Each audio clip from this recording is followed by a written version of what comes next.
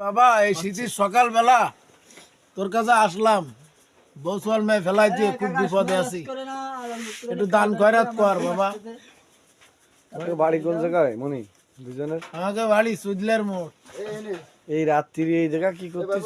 এই যে বাবা বৌসল মেয়ে না খায় রয়েছে, কম্বল মুড়ি দিতে পারি না, দেখ লুঙ্গি যাইতে ঘুরে বেড়ায়। আল্লাহ, কি অবস্থা!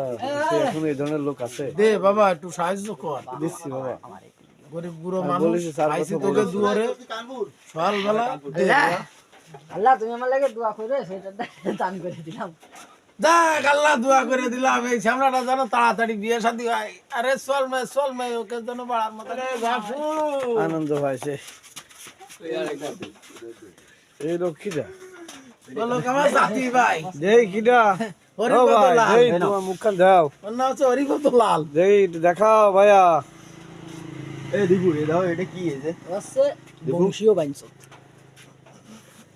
এই লোকেরও সেরা ওই এতিম মনে আছে। এ পান্তি সবাই খাবি? আল্লাহ, ভাই এই জগতে এই ধরনের লোক এখনো আছে অনেক। এরকম বদমায়েশ আমার তো ধারণা নৈশমিত্র ধরা খাইছে যেন মুখ দেখাচ্ছে না, না ভাই?